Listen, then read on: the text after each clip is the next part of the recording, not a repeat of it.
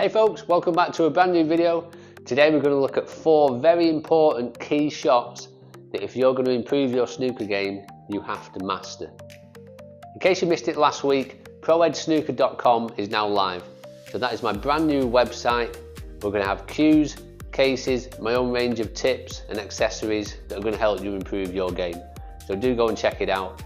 Also, I've noticed that a lot of you are watching the videos but not subscribing. So do me a favour, hit that subscribe button, hit the notification bell, and then you'll be notified when a new video drops. Let's get into it.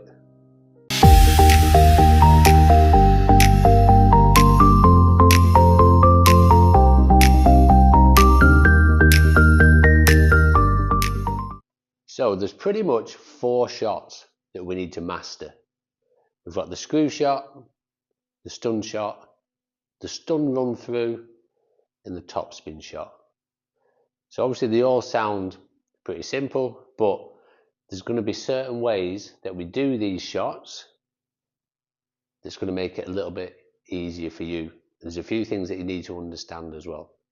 So let's start off with the first shot. Let's start right at the bottom of the ball, and that is the screw shot.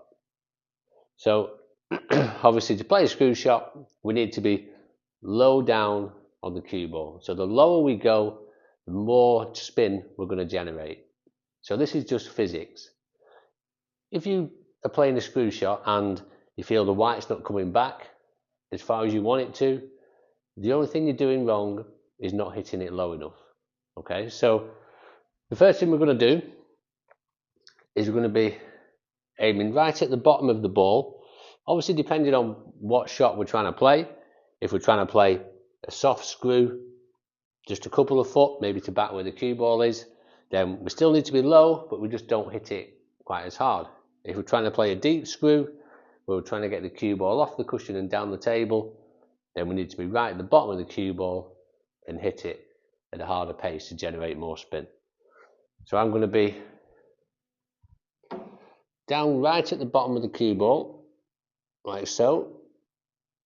So what we want to do, we want to try and get a nice long backswing so we can bring the cue all the way back, and then we can gain natural momentum and natural power to play the screw shot. So a common mistake that I see is players don't have a long enough backswing, so they will be quite short, and then they'll try to generate the power from a short backswing, and that's when you end up throwing your arm into it. You get a bit quick, a little bit jabby. So if we can have a nice distance between bridge and cue ball, cue comes all the way back and then nicely through. So the main thing you have to remember about playing a screw shot is it's not about hitting it hard. It's being low enough on the cue ball and long enough on the backswing. So let's play a shot. So I'm low on the cue ball, nice and long on the backswing, and we've got plenty of action. The next shot we're going to look at is the stun shot. So the stun shot is where we make contact with the object ball and the white stops pretty much dead in its track. Again, a little bit of a misconception is that to get a stun shot you need to hit the middle of the cue ball. So that is true if you were really close to the object ball. You would just hit the middle of the ball and it would stop dead. But the more distance we have, like that, well, basically a stun shot would be same as a screw shot, just with not as much pace. So what you want to do, you want the back spin on the cue ball, like that, so it rotates, and then as it gets to the object ball, it stops dead. So we're not hitting it hard so we get backspin, we're just hitting it hard enough just to make it stop in its track. So again, you will be low on the cue ball, just not as hard as the last shot, and the white stays pretty much dead still. If you're going to play it more in the middle, this is probably where the stun run comes through. So it stays around the same area, but it's always going to carry forward a little bit. Because we're not hitting right at the bottom of the cue ball, and we're hitting the middle, by the time the cue ball gets to the object ball, it's gaining a little bit of forward momentum. So as it hits the object ball, it's just going to trickle through that little bit. So that leads us nicely on to the stun run through. So as you've just seen there, to get the stun run through, anything below centre on the cue ball, we're not going to achieve it because we're starting to get a little bit of backspin. So what we want the cue ball to hit the object ball and then just carry on forward, depending on where we want to go. So if we want to play, for example, for the yellow, say in this pocket, then you're going to be around centre ball again.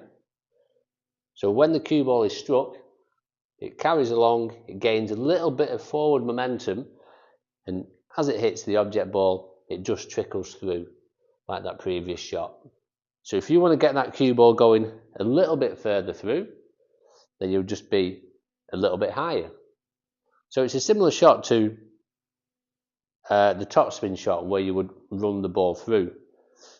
So you could argue that why do we need to play a stun run through when we can just play a top shot and just play it a little bit softer and just roll it through? So the stun run through for me comes into play better over a longer distance, where you might not want to just roll the ball in just to gain a few extra inches going forward. So you would play a long shot, just roll the object ball in just to get a little bit further forward, where over a longer distance you might be more comfortable playing this shot at just a little bit more pace, and when it hits the object ball it just trickles through. So again, so if I'm going to play for the yellow, I'm going to be, say, centre ball,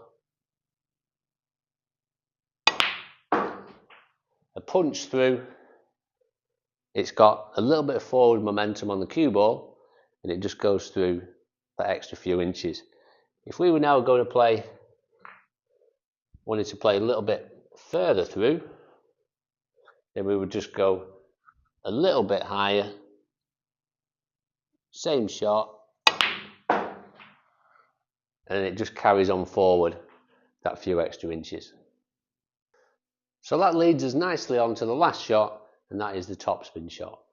So before we play this shot, a bit of a misconception is, if you want the cue ball to go forward after hitting the object ball, that you have to hit it right at the top, which is not exactly the case. The only time that comes into play is if there's very little distance between the two balls. So if I want the cue ball to go forward now and say I'm going to play through for the yellow, I'm going to be hitting this around the centre of the cue ball. So what will happen is the cue ball will get pushed along the cloth slightly, then it will start its forward rotation, and as it hits the object ball, it still carries on forward. So the reason we don't play really high on the cue ball just to get from there to there is that if you play that shot and get an accidental bit of left or right hand side on the cue ball, it's going to pull to one side or the other and you're going to miss the pot. Where if you're a little bit lower, centre ball, and you get a little trace of left or right, it's not going to matter as much. Imagine that centre ball being the sweet spot. So when you're playing a shot and just running through for the yellow, so if you watch where I aim now, so I'm going to go centre ball, maybe even just below centre. Cue ball still runs through, but we're not in any danger of pulling the cue ball offline if we catch it with any bits aside. So this is why playing off the cushion is so hard. So because we can only hit the top of the cue ball, any little bit of side will pull the cue ball offline. So when we play any shot off the cushion, my advice would be try not to play it with any side spin at all, because obviously the shot is hard enough as it is, and just adding side will pull the cue ball to either left or right depending on which side you put on, and you're always going to miss the ball. So that's one way to play it. But obviously if you're trying to play a topspin shot where we're trying to get round the table, then we have to hit really high on the cue ball, get that cue ball rotating faster, and then it can carry on and come out to where we want it to be. So if we want to play this shot and come out for the green again, say, we'll be right at the top of the cue ball, nice and long on the backswing, and the cue ball will start spinning faster, and then you'll get that forward rotation and come out for the green. So there we go, folks. 4 shots that as a snooker player we have to master if you're going to improve your game. So there's obviously a few different ways that you can play the shots, but hopefully them little tips and tricks can help you improve the way you play them shots, and it should hopefully improve your all-round game as well. So if anyone wants to spot a cue ball, I'll put a link in the description as well. They do help seeing you where the rotation is, and it helps you also if you're trying to strike the center of the cue ball. It obviously shows any deviation as well. So if you're putting on any left or right hand spin, the cue ball is going to spin and you're going to see that. So as always, if you do like the content, please like, share and subscribe.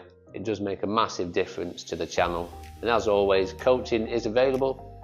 So give me a shout, you'll be coached with me on this table in this room, and I'm sure that it will improve your game massively. So let me know. Go and have a look at all the other videos on my channel, and we'll see you soon for the next one.